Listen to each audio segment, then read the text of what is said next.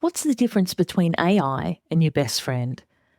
Your best friend will tell you the truth even when it's not what you want to hear. Where AI will tell you, great thinking, or you're so right. I love that idea. Maybe that doesn't make you feel comfortable. What about one of these more sycophantic pivots when you change direction? You raise a valid point. I can see where you're coming from. You're absolutely right to push back on that.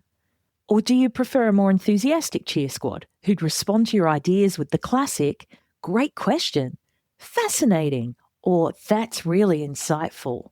What about the capitulation tell, the phrases that signal AI is about to completely reverse its previous answer because you push back, regardless of whether or not you're actually right? Something like, you make an excellent point. Let me reconsider. On reflection, I think you're right. I appreciate the correction. This last category is, I think, maybe the most insidious one because it mimics intellectual humility without actually having any. A human with real-life experience and hard-learned expertise would likely respond, actually, no, I've done this so many times and I know what I'm talking about. Think about that for a second, because I believe that's one of the most important things you can understand before you start using AI to plan your wedding. And right now, over half of you are. According to Zola's 2026 First Look report, which surveyed more than 11,500 couples, 54% of people are planning a wedding this year using AI in some form. That's a 150% increase from last year. In 1 year, 150%. And look, a big part of that is generational. Gen Z has now officially surpassed millennials as the majority of engaged couples. 51% of people planning weddings right now are Gen Z. And that's because the oldest Gen Zers are around 28, which is right at the average marrying age. This is their moment. And of course they're using AI. They've grown up with it. It's absolutely natural. No hate here. But what I want to dig into today is a bit of a compare and contrast as to the pros and cons of using AI in your wedding planning to give you a broader and more realistic perspective to the massive hype that's surrounding AI and its place in every fucking thing we do. Because there's a difference between using AI and trusting AI. And there's a specific risk that comes with using a tool that's designed structurally, fundamentally, to give you what you want, regardless of the cost or the consequences. When you're talking about drafting a caption for your vacation camera roll dump, that's one thing. But when you're planning one of the most important and memorable days of your life, I think it's something completely different. Because your best friend will look at the venue you've fallen in love with and say, I love that you love it, but have you actually looked at the parking situation?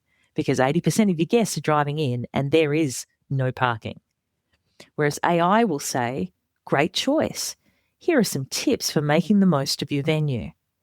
And that's exactly the gap we're going to talk about today. How to anticipate it, recognize it, and work with it to your best advantage. So let's get stuck into it. Unbridely is a community of pro-wedding vendors who believe in freedom and integrity in weddings, giving you options, solutions, tips and tricks to create the experience and memories that you and your fiancé really want and deserve. Because we believe that weddings are a team sport. With how-tos, stories and interviews with recently married couples, we find out what went right and what they'd change if they could go back and do it all over again. I'm Camille and welcome to the Unbridely podcast. Okay, before I get into the problems, I want to give AI a genuinely fair hearing because I think the most valuable takeaway here is not AI bad, humans good. That's simplistic, it's lazy, and it's not true. There are real, legitimate uses for AI in wedding planning, and they can save you serious time and headspace. So let's start with AI's strengths. I really think that it's all about the admin and communication because there's so much of it. If you've been staring at a blank email trying to figure out how to follow up with a caterer who hasn't responded in 2 weeks, then yes, use AI. Give it the specifics of previous comms with the caterer, give it a tone of voice, draft the email, tweak it, send it, done. This is exactly the kind of task that drains your energy and makes wedding planning seem so bloody never-ending. Now, when I asked AI what else it was good at in wedding planning, it suggested first pass research, as in getting orientated on what vendors you need to book in what order, what questions to ask a celebrant, what a typical floral budget looks like. AI suggested that it could be used, and yes, I see the irony here, to get the lay of the land before you start conversations with real people. And I heartily disagree on this point. In my experience, at least, AI has been super bad at first pass research, budgets, what to ask a celebrant, etc. In my opinion, whenever I've asked for vendor prices, vendor suggestions, venue options for a certain region, stuff like that, AI has returned information, and in particular, costings that are not in line with the industry standards. And yes, there are hundreds of, inverted commas, wedding photographers that got started during COVID and now charge about $1,500 for full day wedding coverage. But recommending a wedding vendor like that at around that price point doesn't say anything about their talent, their propensity for the work, their work ethic, the standard of what they do, how long they take to deliver a full gallery, the quality of the communication, not just how often, but how effectively they communicate. And it's only because I've lived here in Adelaide and worked as a celebrant for almost 18 years that I know that the starting price for a good wedding photographer is closer to $4,000. AI can tell you what something costs, but it can't tell you what something is worth. So this $1,500 photographer example is perfect because it illustrates exactly why just a dollar amount is almost meaningless without the context that only comes from being embedded in an industry in a specific market for years and years. AI will find the $1,500 option and present it as a legitimate data point. It has no way to weight it against delivery timelines, your comm style, consistency, or the trusted industry reputation that experienced locals just know. AI can help you with what vendor categories to research, but the moment you ask it for numbers, names, or recommendations, so specifics, you're in, I don't want to overblow it, but fairly dangerous territory because it has no way to tell the difference between a vendor who charges less because they're new and one who charges more because they're good, experienced, run a full-time business, can be trusted, etc. In addition, the knowledge starting price for a good wedding photographer, like in this city at 4K, is not on the internet anywhere. Like, that sort of information, it lives in me because I've been present for over 1,000 real transactions in a real market. And AI cannot scrape that. It doesn't exist in a form that AI can access. And it's super important to keep in mind during your planning. I would hazard to say that recommendations from people you already trust, who have a clue, have some experience, could be the greatest currency of all when it comes to planning your wedding. Something that I've found AI to be super helpful with in regards to wedding planning, however, is brainstorming and creative unblocking. You know that feeling when you've got a problem or something you're trying to achieve and you can't think of a way past the first step. That's when AI is like that creative thinking friend that always knows a way through. If you're stuck on a way to describe your wedding theme, the dress code, or you can't articulate the type of vibe you're going for, AI can be a useful thought partner when you're trying to find the words for something you're feeling, but you can't quite name just yet. A standard wedding reportedly takes anywhere between, and I've seen a lot of different numbers, but between 200 and 350 plus hours to plan. So if you can automate some of the repetitive stuff and get help on when you're stuck on some creative ideas, then you're able to get some of that time back, for the rest of your already very busy life. So I want to be clear. AI has a place in your wedding planning toolkit, but the part I want you to understand is which place, because there are brilliant examples and then pretty misleading ones. And that's where I think we need to be really honest about AI's place in wedding planning. And the crux of it, I think, all comes back to this, the confirmation bias problem. The thing about how AI works that I think a lot of people just don't fully appreciate yet is that it's not a neutral search engine. It's not just finding and serving you up information, answers to your questions. It is, in a very real sense, and quite unlike your in-laws, optimized to be agreeable. It is trained on what people respond well to. It's optimized to keep you coming back for more. And one of the ways it does this is by being like you. It's a mirror. It reflects your ideas back to you in a way that feels super validating. It's that person, it's that friend, a pathological people pleaser. In psychology, this is called confirmation bias, the tendency to seek out and favor information that means that we're right. It confirms what we already believe, and we all do it. It's very human. It's how our own social groups are formed. When people think like us and they believe in the same things, like we feel close to them, we feel a connection to them. But most of us have systems in our life that push back on this. That best friend I spoke about earlier, or a parent who will always be the one to tell us the cold, hard truth. Or a trusted wedding vendor who will say something like, I understand what you're going for, but I've done this so many times, and here's what actually works. AI doesn't push back. Or rather, it will if you ask it to. But you have to know to ask, and most people don't ask for the pushback. Why would you? You want it to be agreeable. Most people type in what they want, and AI gives them a better, more palatable version in several different ways of what they already wanted and already knew. Did you know that most newlyweds spend up to 8 hours of their precious time working through changing their last name after they get married?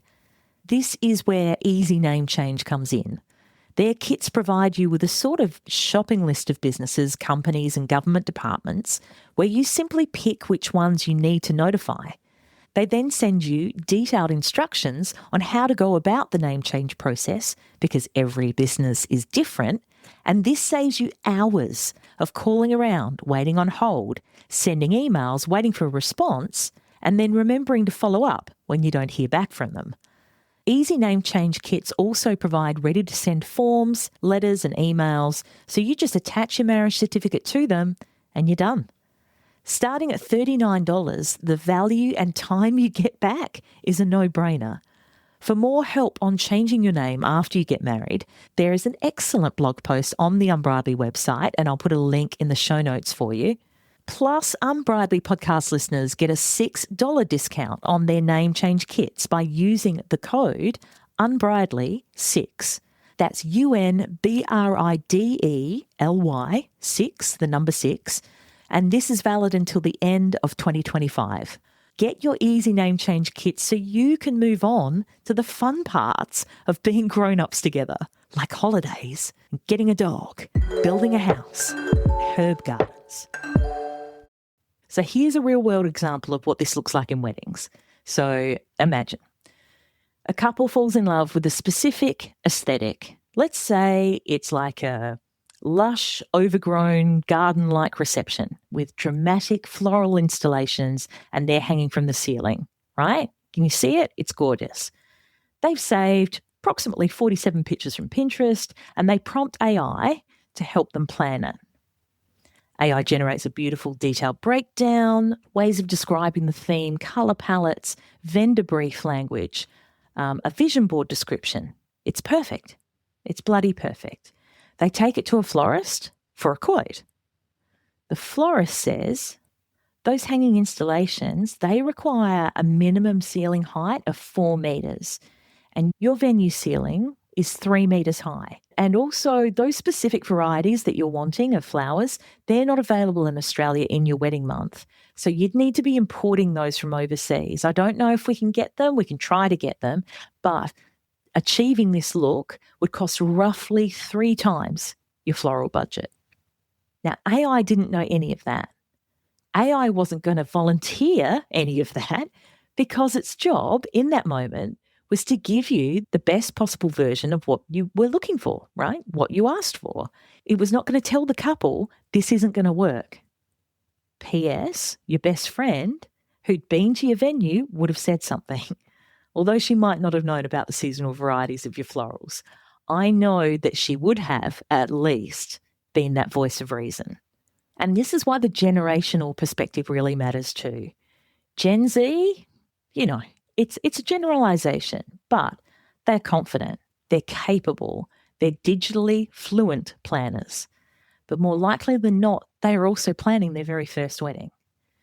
The AI they're relying on has no idea what a wedding actually looks, feels, sounds like, costs in the real world.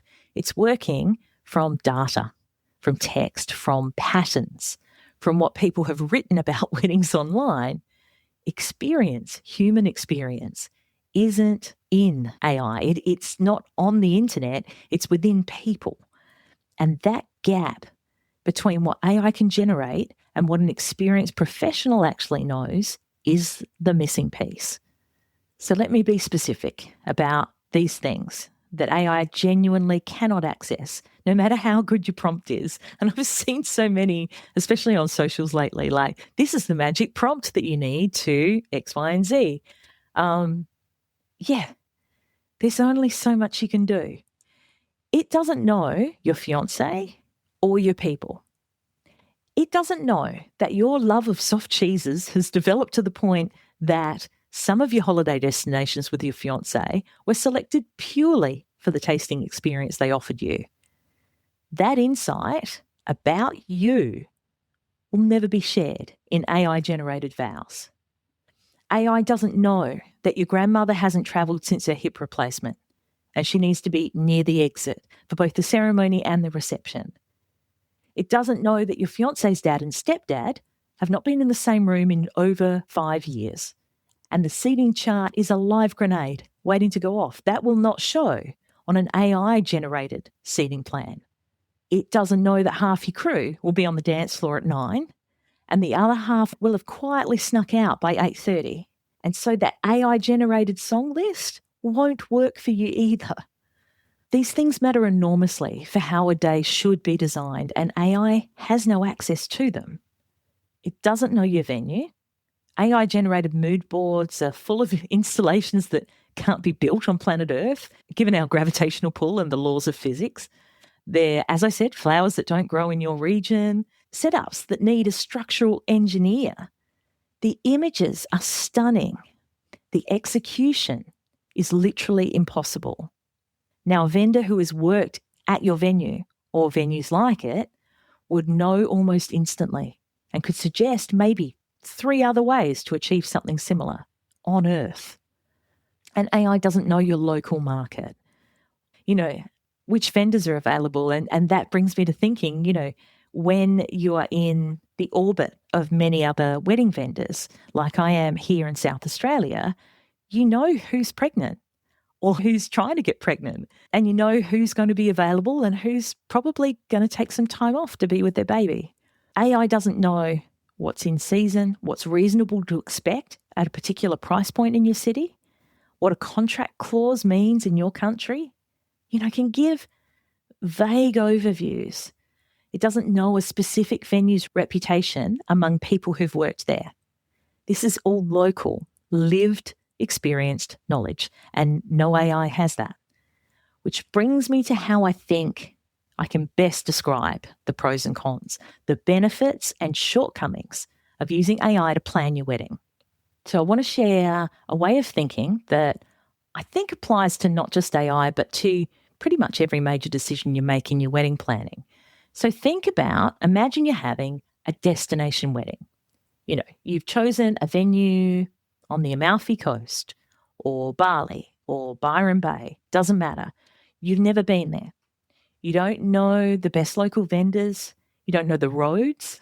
You don't know the weather patterns or which caterer has been reliable for 15 years and which one is cheap for a very bad reason. Now, you could choose to hire a wedding planner from home, someone local to you, who you could meet in person for coffee, who you know and trust, who happens to have some familiarity with destination weddings in general. That seems super convenient, right?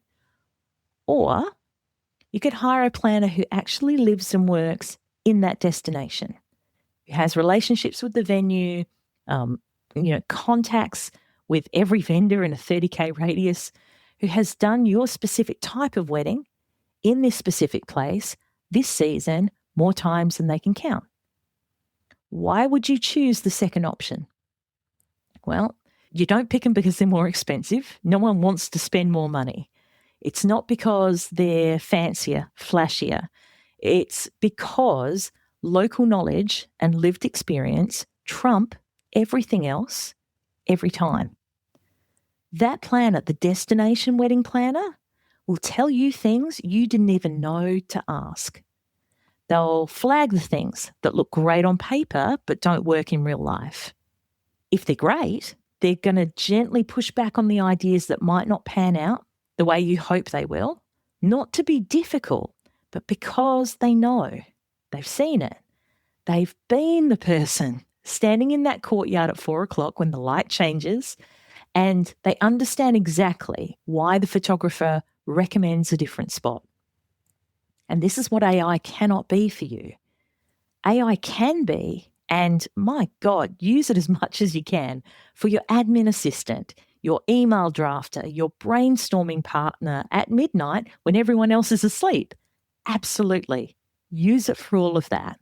But for the decisions that are crucial to how your wedding day, say it with me, feels, the ones where being wrong costs you something real and something irreplaceable, you want someone with skin in the game, someone who has done it before, someone who will tell you the truth even when it's not what you want to hear.